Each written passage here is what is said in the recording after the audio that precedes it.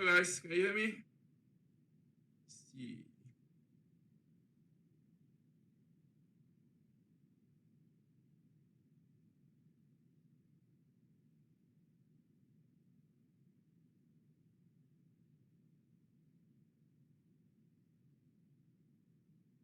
Oh, hello.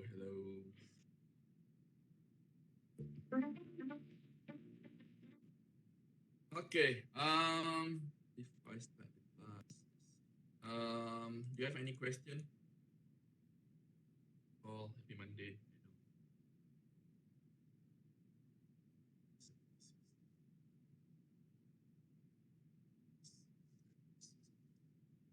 Okay. I just realized this morning I haven't uploaded your NDN. Upload by today.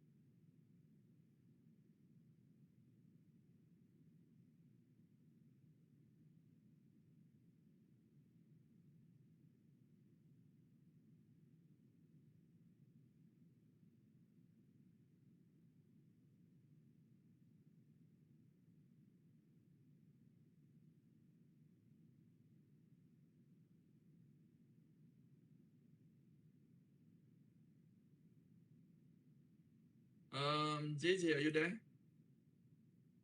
Yes, doctor. I forgot to tell you.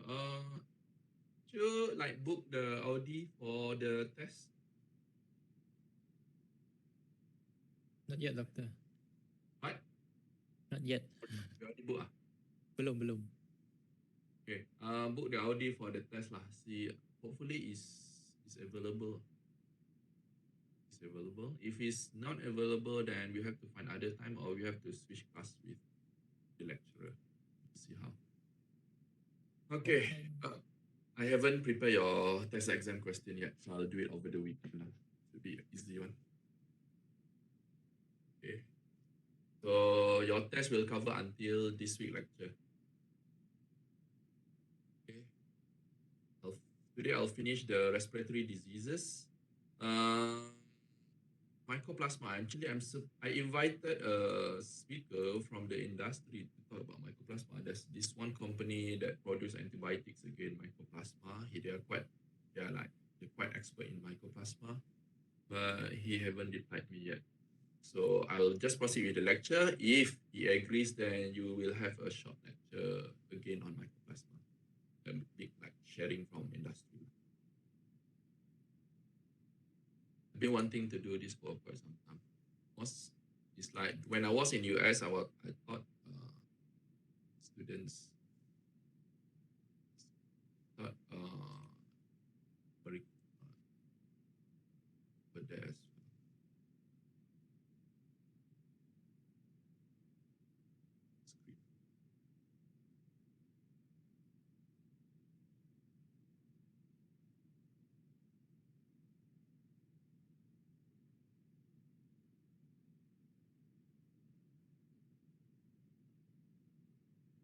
So what we did over there is we always invited people from industry to have a sharing session with students, so students can ask questions and whatnot. We do a lot of things lah. But back then the credit is like 2+1 or 3+1. So there's a practical session. So during the practical session, we taught students how to like dilute vaccine, how to dilute antibiotics, how to do postmortem and whatnot. But unfortunately for your syllabus, the avian medicine course is only like lecture based, so there is no practical session. We cover practical during rotation, so it's a bit tedious because I have to cover it every week. If it's during class, then easy. I just cover it for the whole class. Okay, for today we are going to continue on respiratory diseases. Aspergillosis we have covered before in previous lecture. Okay, so what I'm going to cover today is infectious coryza, colibacillosis, Syngamus trachea, and ammonia just a little bit. And if we have some time, we'll cover a bit of mycoplasmosis. Okay, the next disease in respiratory disease, okay, that is also quite common. Occasionally happen in infection in Malaysia. Okay, I've seen it a few times, not as often as NDIB, all those things, but it could happen. Okay, it's infectious coryza. It's an acute or subacute disease of chickens, pigeons, and guinea fowl, characterized by conjunctivitis, oculonasal discharge, swelling of infraorbital sinuses, edema of the face, sneezing, and sometimes infection of the lower respiratory tract. Most of the time, they are limited a bit on upper respiratory tract. You will see swelling of the face, sinuses, a lot of gaseous material, the face, discharges. So you'll see on the upper part of the respiratory tract. Sometimes it affects the lower respiratory tract. Okay. Prolonged outbreak is complicated by other diseases, especially Mycoplasma gallisepticum, which leads to complicated chronic respiratory disease. Okay. And we also have another disease. Okay. In Turkey, they call it Turkey coryza. But I'm sorry. Please note that the Turkey coryza is actually a totally different disease. Okay, it's caused by Bordetella avian. The clinical sign is somehow similar. Bordetella avian can cause swollen of the infraorbital sinus as well, but it's different causative agents. Okay, the causative agent is Avibacterium paragallinarum. If you are reading old journals or old books, okay, they are referring to as Haemophilus paragallinarum. Okay, so it's basically the same thing, but you should use the new nomenclature, which is Avibacterium paragallinarum. It's a gram-negative pleomorphic bacteria. It requires V factor or an AD factor for in vitro growth. Okay, if you want to grow it on agar. There are three serovars of this, A, B, and C, and they are immunotype specific. So it means like you may need to have specific vaccines. Depends on what are the most common one regionally. Okay. Chronically ill or healthy carriers are usually the reservoir. Usually they recover, but they can still infect others. And this disease can basically infect all ages. Okay. The chickens primarily affected, all age are susceptible, and mostly in older birds. Okay, that's why so far in my experience, I rarely see in broiler yet, but I usually see in village chickens. Okay, in village chickens, because in village chicken they keep it a bit older, and then their biosecurity is quite bad and whatnot. Okay, and the amount of debilitation, the weakness or morbidity is quite high. The cull rates may be up to 20% and very costly for pullets. Okay, if you are in the layer breeder, if you cull so many, then you will cost quite a lot because for breeder and layer chickens they cost much higher than broilers. Okay, weight loss and low feed conversions are the result of infections. Are seen more frequently on chicken farms where facilities are never emptied of chickens. I will tell you why. Okay, because I will tell you why during the prevention later. Avian paragallinarum is not a very resistant organism and will persist outside of host only for a few days. Or this is the reason why already. Okay, but let's explain further later. If laying hens become infected, 40 to 50% production losses are quite common. Okay, so you drop in egg productions because they basically they are like having a stage 4 COVID like that. Okay, they become weak, just so dull and depressed and whatnot. When infectious coryza occurs, usually mycoplasma infections also can be isolated, which leads to chronic respiratory disease. The incubation period is about 1 to 3 days, but this disease usually spread rapidly. Okay, what I mean rapidly is one chicken infected in the in front, the next day you'll see the whole chicken, the whole house infected. Okay, they spread quite rapid. 1 to 3 weeks, course of disease is about 1 to 3 weeks or become chronic and persistent if they recover, aggravated by cold, damp weather. So I've noticed this. I've seen this disease, especially in backyard chickens. It happens during rainy season. If it's keep raining every day or something like that, then you will see increased cases of infectious coryza. Secondary infection may cause chronic conditions. Mortality usually low, but poor management and unsanitary condition as well as secondary infections will increase the mortality. Okay. The methods of spread, there are few methods of spread. Number one is through carrier birds, those that have been infected before. Direct contact as airborne droplets. Contaminated water spreads the disease once it's established in the flock. So this disease is limited to upper respiratory disease, and then the chicken will produce mucus, dropping mucus from the nose and whatnot. So when they use bell drinker or nipple drinker, it might stick to the drinker, and then this will be the source of infection to other chickens as well. Okay, and there is no vertical transmission. Clinical signs. At first, you will notice clear nasal discharge that become thick and purulent. It's like us lah, dia become sesama. Okay, awal-awalnya your hingus tu macam putih-putih, keluar air, meleleh, pekat, and then it become thicker, macam dah lama makin pekat, and then over time it change color into caseous. Okay, like mucoidy and caseous material. Severe unilateral or bilateral swelling of infraorbital sinus with eyes completely closed. Some swell so severely they appear bruised. So, what you notice usually in chickens infected infectious coryza is their face usually like swell. They become rounded, and then the infraorbital sinus like swollen. Okay, dia punya pipi tu tiba-tiba cabi gitu. Okay, yellowish cried rust around the nasal opening, and dyspnea, difficulty in breathing because of all the mucus and caseous material in the nasal cavity leads to impair the airflow, and non-offensive odor or nasal discharge. Okay, over time, this is one of the things that is quite easy to notice if the chickens are infected with infectious coryza. You smell the chicken, okay, because dia punya hingus tu berbau busuk. Okay, the the discharge smells quite bad. Okay, but this is how it looks like. Facial swelling. I don't know whether you are familiar with normal face of chicken, but this is not normal face. This I can see there's some swelling around here. Okay, swelling here. You can see under the eye it swells, and the eye become like slightly closed. It swells around here, and then over time you will see this kind of discharges. Okay, at first it started with clear discharge, and over time it changed into the mucoidy, thickened, and purulent discharge. And this one we smell that. Okay, in some cases, the swelling is so bad that it close the eye. Okay, and some lacrimation. See like this. Tak boleh buka muka dia. Okay, and then if you open the wattles, the infraorbital sinus, okay, like this, you see cheesy exudate. If you open water, so like a lot of cases material inside. Okay, kalau buka is dengan nanah dalam. Okay, for postmortem lesions, what you expect to see is tenacious white to yellow pus and mucus accumulation in the infraorbital sinus. And in chronic cases, you might see ascolitis. So I've shown you the picture just now. For diagnosis, okay, it's based on the history, signs, and lesion.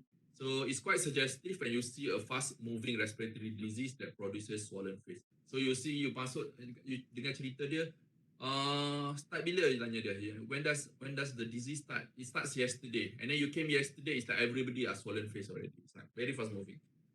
Okay, positive isolation identification of causative organism. You can isolate the bacteria as well. You can also inject the sinus of the exudate in susceptible chicks and get typical lesions in 2 to 3 days, or you can do the molecular test PCR. Okay, but the cheaper option will be the isolation. The diagnosis, you can take the sinus exudate and then grow on the blood agar, and then you cross-streak it with Staphylococcus aureus. Okay, and then incubate 10% in CO2 for 48 hours, and you will see satellite phenomenon. Small colonies next to the Staphylococcus tricks. They are gram-negative pleomorphic rod catalase negative bacteria. So this is how they do it. They cross-streak. This is the Staphylococcus.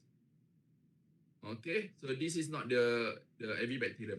The Avibacterium is this small satellite here. All the small yang tumbuh kecil-kecil kat tepi ni. Okay, because The Staphylococcus aureus will produce the V factor. What the growth of Staphylococcus produce a, they call it the V factor for the growth of the Avibacterium paragallinarum. So they call it the feed.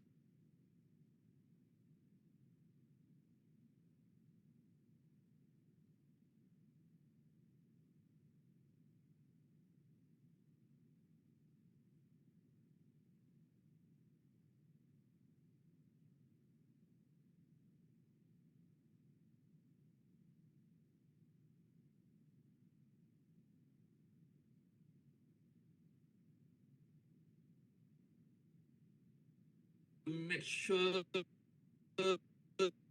you have to specifically request for what bacteria. If you don't specifically request, you just simply take a swab and then send. Okay, can you please isolate what bacteria do we have here?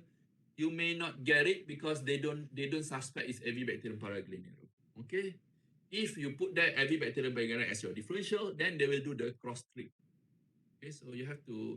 That's why, like I keep mentioning to students, okay, and your senior vets and all the vets in the field also, when you send sample, you should have your differential in your mind. We always receive samples with empty forms. Dalam tu dengan history apa semua tak ada, dengan differential pun tak ada, dia kata please do isolation and figure out. Expect the lab to do a miracle, something. Oh, okay. And then the result come out negative, and then they assume it's negative. When the real reason is because you send a wrong sample, wrong swab, wrong media, or wrong transport media. Okay, there's a lot of way of sending samples also. Like for RNA viruses, you have to send. For this different bacteria, for example, mycoplasma. Mycoplasma, if you send in the normal swab like that, and then you send quite late, okay, you might not get it. Okay, if you suspect mycoplasma, you should actually need a proper broth. Okay, the chances of isolating it is higher if you use a proper transport media and isolate in proper isolation technique. Okay, so it's very important. If you do gram staining, this is how they look like. Okay, okay, the treatment. Most commonly used are the sulfa drug at present is sulfadimethoxin in the water or rufinate in the feed. Erythromycin and oxytetracyclines are commonly used in layer operation as well.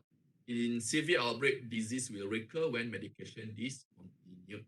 And please take note, sulfa drugs are, I'm not sure in Malaysia, but in US, you have to be careful with sulfa drugs for layers. Okay? In US is banned, sulfa drug is banned in layers. Okay, because some human can have like side effects due to sulfa drug residue. Okay, it can be excreted into the as well. Prevention: depopulate if necessary to eliminate all the carrier birds. Okay, leave the premises vacant for 2 to 3 weeks after thorough cleaning and disinfection before restocking with 1 day old or other Coryza free chicken.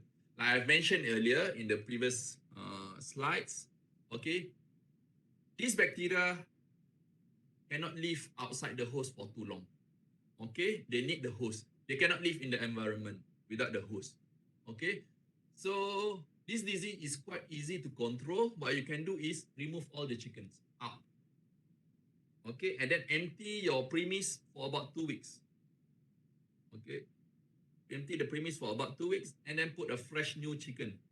And then your farm will be free of infectious coryza. The main reason I'm saying why infectious coryza that I've seen it in in backyard chickens is because backyard chickens or village chickens, they usually do for a side income. Okay, they are not doing as a big production or something. So they always have chicken in the farm. They always have chicken whenever the chicken like produce some eggs, they become chicks, and then they sell a new one. Okay, and then they sell all the adults one, and then sometimes they buy new chicks. There's always chickens in the farm because first of all the market the way village chicken are being marketed is not well established. Orang datang beli baru 2-3 ekor, beli 2-3 ekor or some restaurant will come buy some. It's not like a broiler chicken, all in, all out system. They just remove everything. So that's why it's quite common in backyard chickens. I've seen it in backyard chickens because of the farm is never empty. Okay, all in, all out farming system would be the best system. Bacterian is also available since like immunogenic specific A, B, and C just now. So you need to find Serova that is quite specific to the region. Okay, that's all on Avibacterium or infectious coryza. The next one is Colibacillosis. Colibacillosis is something that you will see almost every day. Okay, it's something. It's E. coli is like everywhere. Okay, you in well-established farm pun sometimes ada ayam mati 2-3 ekor pun ada E. coli. Okay, E. coli is a gram-negative non-spore-forming bacillus. Serogroups are divided into based on by 3 antigens. The O, somatic antigen, they produce endotoxin. The K, the capsular antigen, and the H, the flagella antigen. Okay, 10 to 15% of the intestinal coliform are pathogenic. Okay, not all E. coli that you can isolate. If you isolate a healthy bird, you will also get E. coli, but doesn't mean it's pathogenic. Okay, avian pathogenic E. coli, there's only like several some of it. I have done this for my NVM project before. Okay, on E. coli, it required there are like 8 genes, if I'm not mistaken, 8 genes of E. coli that you have to run multiplex PCR, and if they are positive 4 or more of the genes, so they are considered as pathogenic E. coli. Okay, there are like 8 genes that you have to run concurrently. Transmission of this disease is contaminated feces, water, dust. So E. coli is everywhere.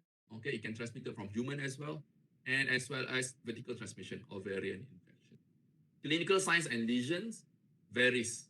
It really varies. Depends on your findings, where the bacteria infect. Okay, it's not always the same. Okay.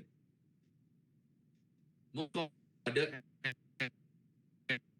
sacs, see the thickened air sacs, engagement in the air sacs. Polysepticemia, if it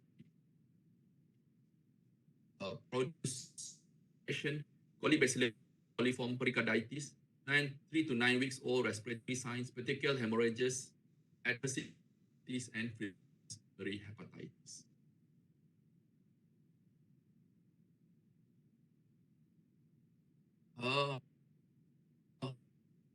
Okay, if you have a suspected colibacillar case in any animal, what would be the best sample to send? Are you going to take rectal swab, nasal swab, or what? Any idea?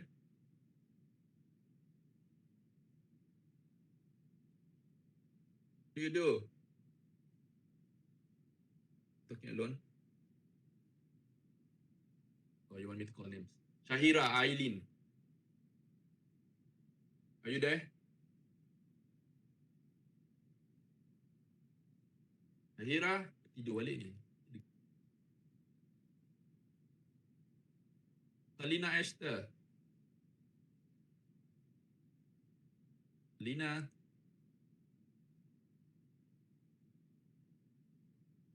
Hello? Anybody there? Yes. Oh, Shujin already answered. Yes, blood samples. Okay, blood sample would be the best sample because it's the definition itself is bacteria in the blood. Okay. So because this I've seen this case before. Someone submitted to me rectal swab. Okay, when they suspected colibacillar. If you take rectal swab, you will definitely get E. coli. But does it mean that the chicken have colibacillar or the animal have colibacillar? In dogs, okay, dogs can also have colibacillar. Cattle can also have colibacillar. But the best sample would be the blood. Even in human also, if you are suspect you are septicemic on any disease, they will take your blood and do isolation. Okay, this is how it look like. Air sac, like I think I've shown you before how air sac look like. Air sac is not supposed to be like this. It should be transparent. You can see through. But this one, Okay, you can see air sac is thickened, gaseous material. Even the blood, even the heart also infected. Okay, it's pericarditis. Okay, septicemia, they just die lah usually. Okay, in this case, you'll see pericarditis, peritonitis, and ascolitis. These are the three common findings when it comes to infection with Colibacillosis. Okay, if I show you in the exam picture like this, I expect you the three. And then another one is pre-hepatitis. You can see here on the liver here, there's a fibrin here. Betul? Yang putih-putih ni. Okay, this is a pre-hepatitis, pericarditis, peritonitis, and ascolitis.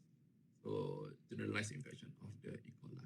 This is much more severe. You cannot see the heart at all. The thickened heart sac there is already filled with gaseous material. Kalau buka ni benar dah keluar ni. And then the liver here also pre-hepatitis. Okay, the air sac here also. If I play here, you can see here. Okay, if down here is peritonitis. Okay, same picture. Pericarditis.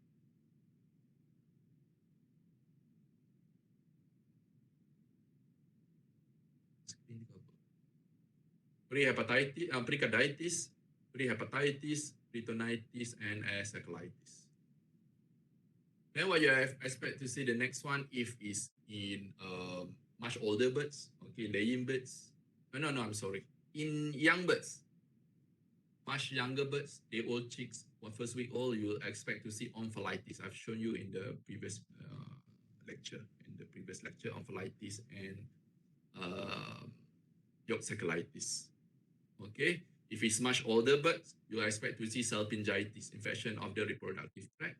Infection can spread from the air sac or from the vagina or from the cloaca. The oviduct become distended and cheesy. The content will fall odor and cause peritonitis as well. So sometimes what I see, those are infected with the reproductive tract infected. The whole reproductive tract will fill with cheesy exudate. It's like similar in cats. Kalau ada apa tu, pyometra, no dengan nanah dalam. Okay, this is omphalitis and peritonitis. This is the same picture I've shown you in the previous lecture. Colligranuloma is a rare condition that could happen as well. Okay, also known as Jar disease. They can produce granuloma, okay, along the GIT or the cecum. It resembles TB. Dia macam nodule. But it's actually due to E. coli. Personally, I've never seen this one yet. Based on my experience, but it could happen because it's quite a rare conditions. Another one is if the bacteria manage to go into the joint area, it can lead to synovitis and arthritis. It leads to lameness, recumbent, and swelling of the tendon sheath. So if you have this one, your differentials should be E. coli, Mycoplasma, Staphylococcus as well. Okay, this is how they look like. Swelling of the joint. Kalau buka ni keluar nanah keluar. Okay, and this is arthritis, gaseous material in the joint area, and then this is osteomyelitis, gaseous material in the bone. Panophthalmitis can also occur if it's localized in the eye. Gaseous exudate accumulates in the eye chamber. And cellulitis. Cellulitis is one of the manifestation of septicemia as well. It's most common cause of condemnation at slaughterhouse in US. Okay, there are similar in Malaysia. US, we have different quality check. Okay, in US, okay, they have several criteria at the slaughterhouse. If they see some lesions, the carcass have to be fully condemned, or some lesions are partial condemnation. Kalau macam localized infection macam joint ke apa ke, you just cut off the thing and then the rest of the carcass can still be used cell by parts. Okay, for example like vaccine reaction also. Okay, dekat neck tu tiba-tiba ada swelling apa, dia potong kepala tu, dengan badan tu dia boleh keluar the cell as body parts. Okay, but certain conditions, okay, number one condition is septicemia. Any signs of septicemia, if you see just now Colibacillosis, pericarditis, prehepatitis, and whatnot, full condemnation. The carcass will be thrown away immediately. And another one is cellulitis. Cellulitis, if you see underneath the skin, okay, yellowing and thickening of the skin, usually at the abdominal area. Okay, the scabious material around there. There is also one of the conditions to fully condemn the carcass. Another one is tumor. Tumor also one of the conditions to fully condemn the carcass. And sign of toxicity or something. So there's several. Even in Malaysia also, we do have that kind of condemnation criteria as well. Okay.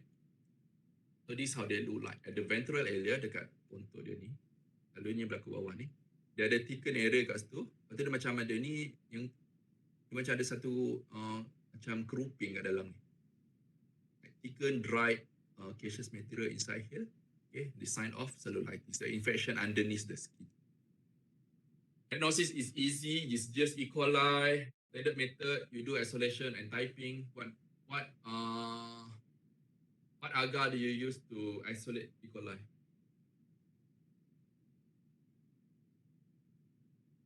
Bacteriology. You have taken bacteriology, right? Okay, I have to give you one reminder. Okay, you also need to revise your virology and bacteriology for AVIAN medicine. In the exam, I will something that I didn't teach but you already been taught. I will expect you to know. For example, like I do something like this. This being clinical science show like this. The isolation show in blood agar, pink, conkai, blah blah blah, bipolar or something. And then you should know what is it. Okay. Or I would ask about virology. Newcastle disease, because even though I didn't teach you, Newcastle disease are isolated in chicken through which route? Or or smallpox through which route? Or I will label or something like that. So those are already being taught in virology or bacteriology. You should revise it as well. Okay. For treatments, since this is bacteria, it's quite easy. You just do antibiotics. It's just that the issue with antibiotics for E. coli is they are highly resistant. Okay. During my master the other day, I tested it against like 10 antibiotics. They are resistant to about 6 to 7 antibiotics. So if you really have a big issue in your farm of Colibacillosis, then you need to do antibiotic sensitivity assay. If it's just some chickens, then some chickens that died and then you see that signs of E. coli, that's quite normal actually. It's a common findings. This is because you have like hundreds of chicken, 10,000, 20,000. Okay, so of course one of the chicken are more immunosuppressed. Okay, E. coli is also like quite opportunistic. If the chicken are stressed, the chicken under stressful condition, then you will see high number of Colibacillosis cases. Okay, so the control number one is make sure your farm is very clean. Sanitation and hygiene is important. And the second one is to reduce the stress. I've seen the Colibacillosis cases usually when the farm management is really bad. Okay, if the stocking density is too big, it's too hot, okay, the food is not enough for something, then you will see a lot of Colibacillosis cases. Okay, next one is the parasite. I think this is the only parasite for respiratory disease, which is the Syngamus trachea. Syngamus trachea, also known as redworm, pockworm, or gateworm. Okay, the vector is earthworm and cockroaches. Okay, they grow in these earthworm and cockroaches, the eggs. And the clinical signs, you'll see respiratory distress, extension of the neck, and shaking of the neck because the trachea is itchy. The worm is moving in the trachea, so they keep shaking to shake it off. Okay. Postmortem, if you open it, you'll see red worm in the trachea. Then it's the Syngamus trachea. Okay. So the diagnosis is easy. You see worms, it's red, and then it's Syngamus trachea. The treatment is to use antihelminthic, pyrazine, and levamisole. The control, if you have it, you use the routine deworming,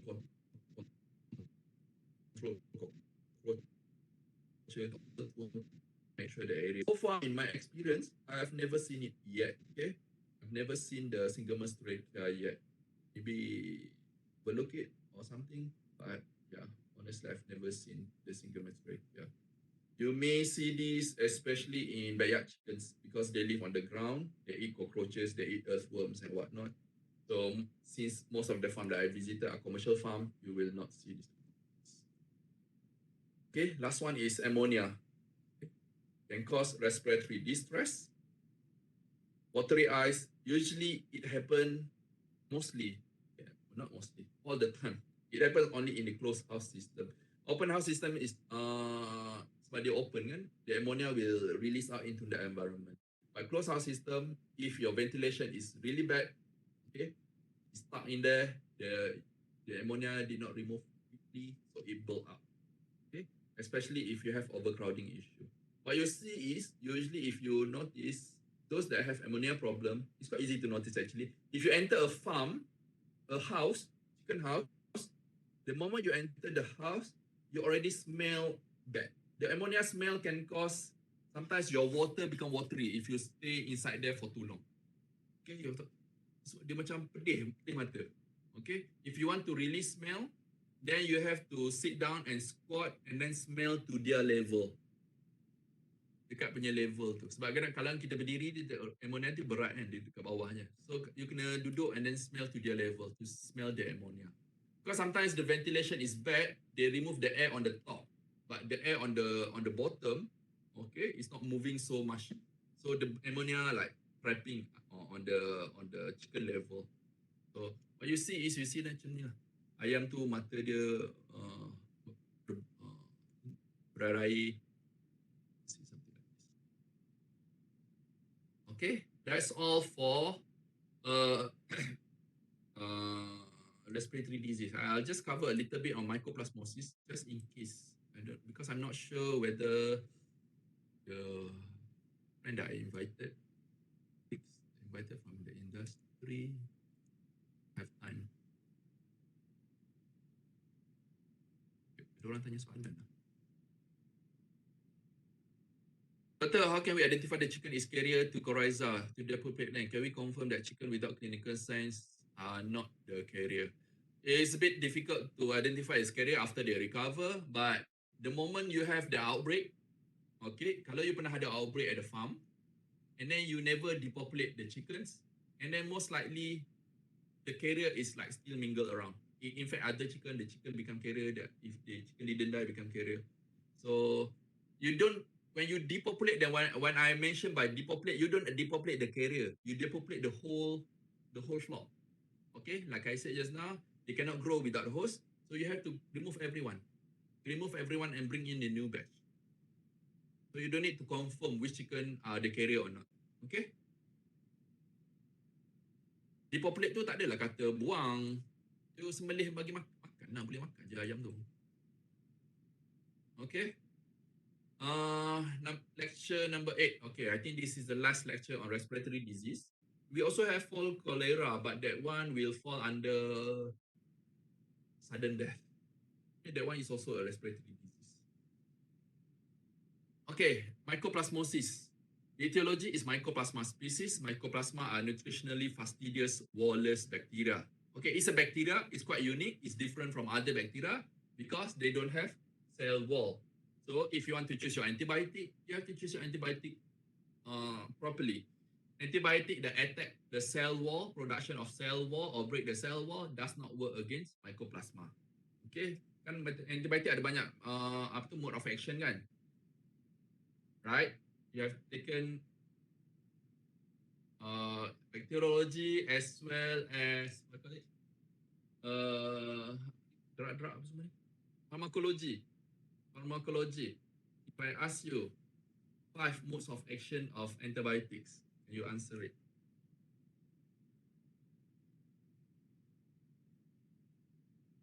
Okay, so there's one of the mode of action is attacking the cell wall. So those since this bacteria doesn't have cell wall, so it won't work against Mycoplasma. It requires media supplemented with serum and cannot survive for long outside a living host. So you need a proper broth actually to grow it. There are a lot of Mycoplasma out there, but these are the important Mycoplasma for avian species. Mycoplasma meleagridis, Mycoplasma gallisepticum, Mycoplasma synoviae, and Mycoplasma iovae. For you, is what's important is Mycoplasma gallisepticum and Mycoplasma synoviae, because Mycoplasma meleagridis and Mycoplasma iovae are infection of Turkey. Kalau kat US tu saya ajarlah dua ni, tapi kat sini I won't focus much because you might not see this as common. So you have to focus on gallisepticum and synoviae. Mycoplasma meleagridis, just go a little bit. It affects the turkey of all age group, characterized by inapparent venereal infection. In breeder turkeys, asclepitis is recently hatched pulp and late embryo mortality. One thing about mycoplasma is mycoplasma can be transmitted vertically. So remember, not a lot of disease can be transmitted vertically. Mycoplasma is one of it. The transmission is vertical transmission, lateral transmission, okay, or transovarian. So both are, so basically there's lateral and vertical transmission. The clinical signs, it can reduce hatchability of the eggs, leads to poor growth. Young pups will see mild respiratory signs and sinusitis, crook neck. Okay, is one of the Mycoplasma meleagridis manifestation. Dia tengkuk dia jadi bengkok. Leg weakness, Turkey syndrome 65 we call it. Abnormalities of primary wing feathers, and adults usually do not show any clinical sign. This is how they look like. Bone and feather deformities. Dia jadi helikopter macam tu. Okay. And then crook neck. The neck jadi bengkok macam ni. This sebab bone malformity. They attack the bone formation as well. Okay. Cervical vertebrae with arthritic surfaces. The bone formation tu jadi pelik-pelik. Okay. Asclepitis. So selalunya nampak kat burung-burung kecil sikit lah. Okay. Asclepitis as well. This is for Mycoplasma meleagridis. And next we are going into Mycoplasma gallisepticum infection. It is very common. If you isolate it, one of my master student did Mycoplasma for his master. So it's quite interesting. We isolated quite a number. You just go to any farms, you probably have Mycoplasma. Okay. Mycoplasma gallisepticum in combination with IBV or any bacteria or viruses can amplify the condition. Call it complicated chronic respiratory disease.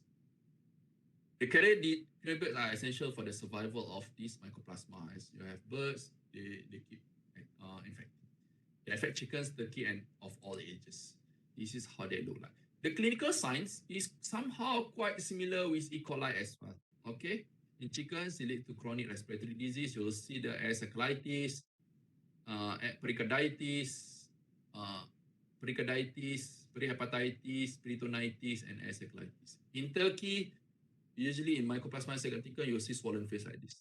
Kalau yang ayam, dia selalunya swollen face tu is not so obvious. Tapi infraorbital sinus swollen is not so obvious. But in turkey, they are like macam muka kena tumbuk ni. Transmission is the same like I mentioned just now lah, vertical and lateral transmission. The clinical signs in turkey, swelling of the infraorbital sinus and production of nasal exudates. In chicken, signs develop slowly in the flock. Okay, this is one of the slow-growing bacteria. Kalau nantilah saya cerita waktu diagnosis nanti. Okay, the signs develop in the flock. The severity will varies from sneezing, coughing, sneaks, moisturales, and some other respiratory signs, and ocular and nasal discharges. In adult layer, usually they are a bit more resistant to respiratory disease, but you will see drop in egg production. It's a turkey with swollen infraorbital sinus. Kalau korang tengok muka ayam macam ni, korang tahu tak turkey ke ayam? Can you identify whether a bird is a turkey or chicken based on the face? This one is a turkey or chicken? Kadang-kadang saya tanya student pun tak tahu. Ni ayam ke turkey ni? Ni semua ni turkey, ni pun turkey. Nampak tak? Dia turkey dia ada punat kat sini. Nampak tak? Dia macam punat sikit. Okay, punat. Ni, benda ni. Snoot. Dia panggil snoot. Dia lama-lama dia akan keluar yang jadi glug. Okay. Complicated chronic respiratory disease. This is how they complicated CRD, complicated chronic respiratory disease, infection of Mycoplasma gallisepticum with other viral or bacterial diseases will cause generalized respiratory disease. Okay. Postmortem lesions, what I expect to see is lost weight, or catarrhal inflammation, nasal passages, sinuses, trachea, and bronchi have gaseous material, asacchalitis, fibrinous perihepatitis, and adhesive pericarditis. So similar to E. coli, they basically cause gaseous material like here and there, everywhere. In Turkey, rhinitis, tracheitis, asacchalitis, and fibrinous pneumonia. So they expect to see ini. Okay, this is a normal one. Nampak tak? Assac very clear. Okay, assac ni clear. Ini infected one. Assac itu thicken. Ini untuk ayam kecil ni, dia old kecil ni. Berapa ni? Okay. And again, asacchalitis, very gaseous material in the assac as well as thicken. Asacchalitis, the assac turning into yellowish in color. Asacchalitis, pericarditis, the liver looks okay, so there is no prehepatitis here. This one have prehepatitis, pericarditis, and peritonitis. Okay, for diagnosis, history, low feed consumption of the chicken because they are sick, and low production if they are egg production egg producing plots. Okay, you can also do rapid slide agglutination test because mycoplasma can also agglutinate red blood cell. Okay, you can also do HI because they can agglutinate red blood cell also. They can do isolation. Identification require 3 to 4 weeks. So mycoplasma punya isolation is a bit tedious, okay, because they grow slowly. It takes 2 weeks to grow the mycoplasma. If you grow it on blood agar, what happen is, before you can identify mycoplasma, the E. coli or other bacteria will grow first and then fulfill the plate. Okay, bacteria punya lain tu dia punya besar makin lama makin grow, and then you tak dapat identify the mycoplasma tu. Mycoplasma tu dah kecil-kecil. Lepas tu dia tak dapat. So you need a proper method lah. You need to isolate properly using a proper broth. Okay, and most common one we do PCR lah. PCR is quite straightforward, fast and accurate. This is how they do plate agglutination test. Negative and positive, they agglutinate and become positive. HI test again, you more positive ni, sebab dia agglutinate. Okay, isolation, can grow it. Okay, one unique thing about, I think you have learned this in your bacteriology as well. Okay, please remember, the colony of mycoplasma will produce a fried egg colony. Fried egg look like colony. Macam ni. Dia nampak macam telur goreng. Okay, then egg yolk, fried yolk colony. If I show you in the exam, you should know this. Okay, fried egg colony are mycoplasma. Okay, ni dibuat immunofluorescent. Okay. Control, eradication, flock building of farms. Okay, if you want to really eradicate, because this one is a vertically transmitted disease, but it's not always possible because it costs a lot. So in Malaysia, we don't do eradication. What we do is we do treatment. We give antibiotics. There's a lot of selection of antibiotic, macrolide, tetracyclines, or quinolones. And one of the best one in Malaysia is tylosin as well as tilvalocin. Tilvalocin yang company ni aja.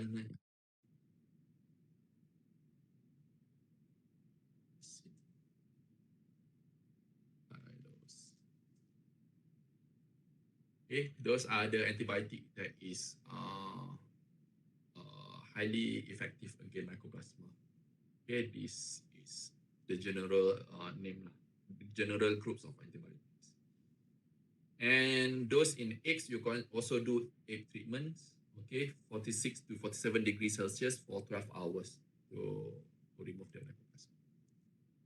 Okay, next one is Mycoplasma synoviae.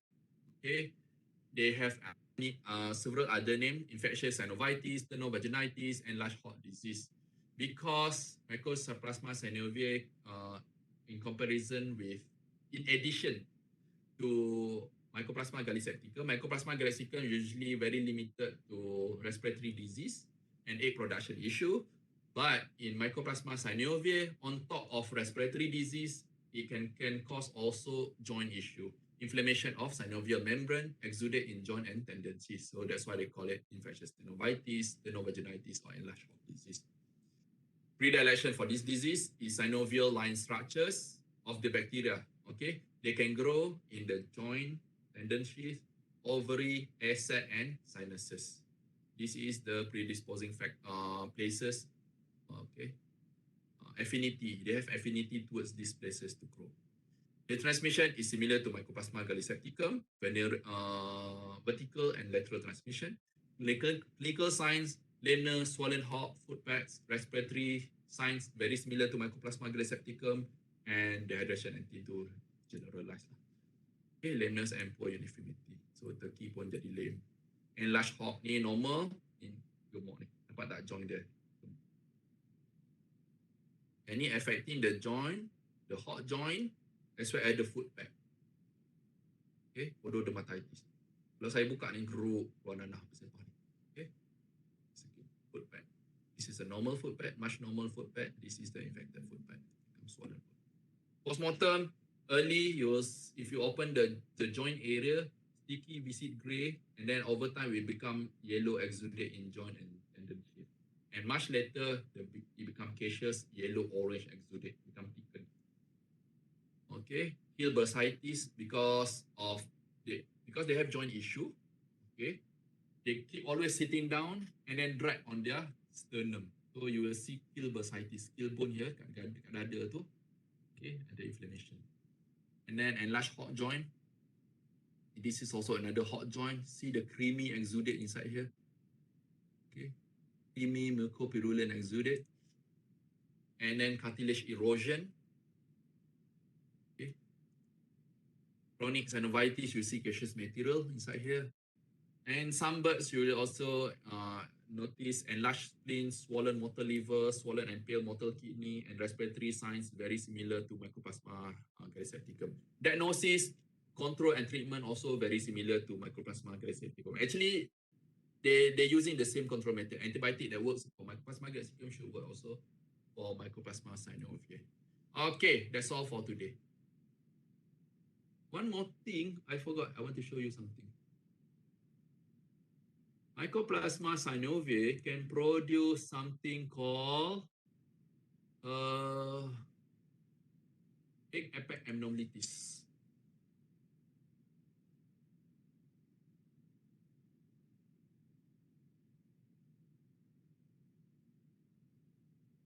Oh wait. Okay, you try Google egg apex abnormalities. This is one of the unique features of Mycoplasma synoviae as well. Dia can cause egg production issue, and then on dia punya egg tu dia keluar unik. Dia punya telur tu dia affected dekat bucu telur tu je. Nampak tak? Dia jadi rough area, rough surfaces kat situ, ataupun kadang-kadang dia lembik kat atas tu. Okay, so this is one of the unique feature of Mycoplasma synoviae punya infection. Okay, macam ni. Okay, egg apex abnormalities. Kalau korang beli telur pun, okay, kadang-kadang nampak telur korang tu yang kasar kat atas macam tu. Okay, most likely your chicken tu sebenarnya kena Mycoplasma synoviae tu. Okay, I know. Sometimes kalau korang beli telur kan ada telur dia macam atas tu dia macam kasar-kasar tu kan.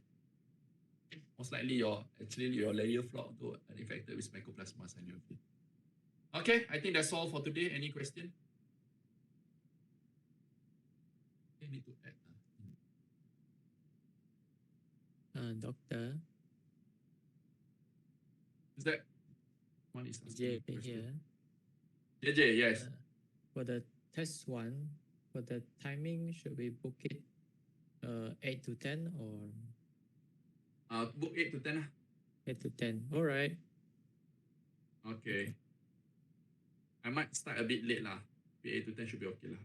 8 should be okay lah kot. Sebab ni bulan puasa. Jadi kalau lagi lambat, lagi lapar pada orang ni, lagi tak boleh jawab exam. Okay. Nak start pukul 7 boleh kalau nak. Okay, 8 to 10 lah for now. That's all. Any question? Related or unrelated? So your test one will cover until this week lah. Until Friday, I think. Tengoklah Friday saya nak ajar apa. Kalau tak sampai hari ni lah. Kerja tak banyak pun. Just one berapa persen je. Okay. Any other question? If there is no question, I think that's all for today. Have a good week ahead. I'll see you on Friday. You guys. Thank you, Doctor. Thank you, Doctor.